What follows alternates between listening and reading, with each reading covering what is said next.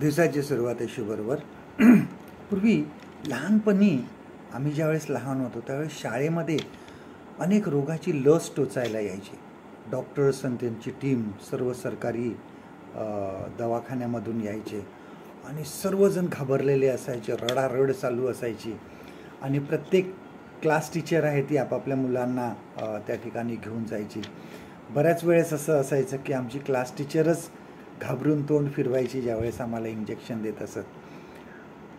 एकदा माझी लहान मुलगी खूपच लहान होती आणि त्यावेळेस तिला खूप ताप आला आणि मी तिला दवाखान्यामध्ये घेऊन गेलो. आमचे रेग्युलर फॅमिली डॉक्टर नव्हते, ते बाहेर गेले होते आणि मग दुसऱ्या डॉक्टरकडे घेऊन गेलं असताना त्यांनी इंजेक्शन द्यायला सुरुवात केल्यावर मी सांगितलं नाही, माझ्यासमोर तरी इंजेक्शन देऊ नका मुलीला, कारण मला ते कदाचित बघवलं नसतं आणि एक पिता म्हणून मला ते कदाचित सहन झालं नसतं. ज्यावेळेस मी गेत्सेमनी मध्ये प्रभू येशू ख्रिस्त ज्यावेळेस प्रार्थना करत होता त्यावेळेस जर आपण तो विचार केला तर त्यावेळेस त्या पित्याला किती वाईट वाटलं असेल. प्रभू येशू ख्रिस्त आग्रहाने प्रार्थना करीत होता की शक्य असल्यास हा प्याला मजपासून टळून दे. अशा वेळेस ही आग्रहाची प्रार्थना ऐकताना पित्याला किती त्रास झाला असेल, परंतु त्यावेळेस दुसरा कुठलाही उपाय नव्हता.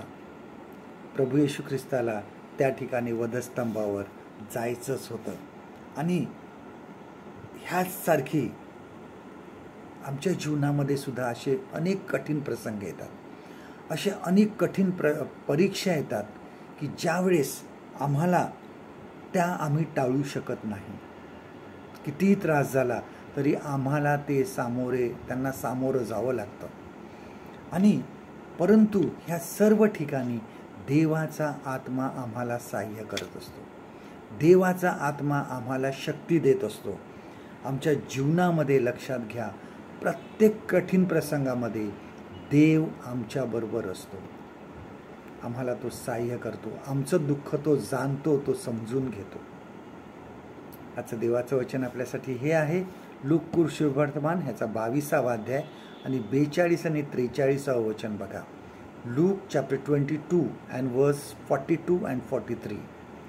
हे पित्या, तुझी इच्छा असली तर हा प्याला माझ्यापासून दूर कर, तरी माझ्या इच्छेप्रमाणे नको तर तुझ्या इच्छेप्रमाणे होऊ दे. तेव्हा स्वर्गातून एक देवदूत येऊन आपणाला शक्ती देताना त्याने पाहिला. परमेश्वर करू आजचा दिवस तुमचा आशीर्वादित करू.